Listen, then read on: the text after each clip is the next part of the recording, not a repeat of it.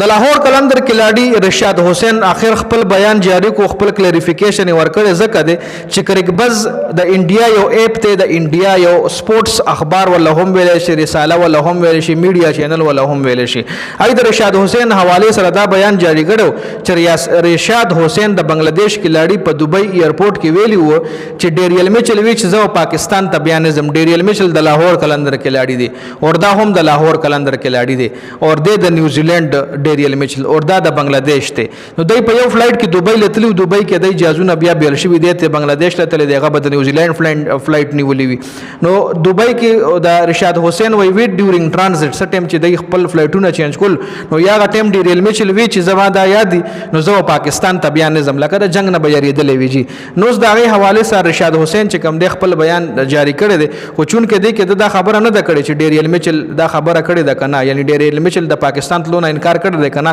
دی بیان کې هم رشاد حسین کلیریفیکیشن داغه نه دی ور کړی خدیجه کې د ویلي دي چې دا خبره حقیقت ته چې زما یو حالیه بیان چې کم دی هغه نه غلط فهمي پیدا شوې ده او بد قسمتۍ نه هغه میډیا په غلط انداز باندې پیش کړی ده چې داغه په وجه خلکو ته یو غلط تاثر ملو شوی دی وایي چې هغه بیان چې ما کم د ډیرل میچل حواله سره کوم خبره ده ما ویل شوی ده نو هغه له میډیا غلط رنگ ور کړی لکه ما وې داسې نه دی ویلي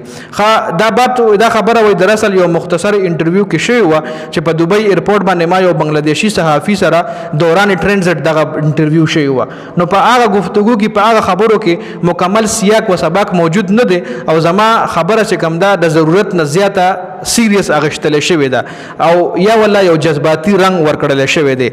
او کدا غې نه چره تکلیف ملو شي نو دا غې باندې زه د ځړنه معذرت خوایم او ما دا غې حواله سره ډیریل میچل او ټام کورن نه هم د ځړنه معافي غوسته ده او زما خپل ټول زه د خپل ټول ساتي کلاډیانو د خپل ملګرو د ځړنه احترام کوم او قلندر چې کم ټیم دی هغه سپیرټ ته د هغه جذبې له ډیر زیات اهمیت ورکوم او چې همیشه مونږ به یو بل سره ولاړ یو چې کله هم وي مونږ به همیشه یو بل سره ولاړ یو او زما امید ده چې پاکستان سوپر لیګ دوباره شروع شي نو زه خپل ټیم ته یو ځل بیا راځم لاهور قلندر حصہ به جوړېږم او د بهترین کېل د لاهور قلندر د پاره به پېښ کوم جی نو دا رشاد حسین انټرویو بیا لاهور قلندر پوسټ کړی دا د غي د تصویر چې کم دی وسره د لیکل چې کم دی لاهور قلندر پوسټ کړی دی خو دې کې دا خبره ونشوه چې ډیر علمي چې مال خبره کړی ده کنه یا د میډیا دروغ ویل دي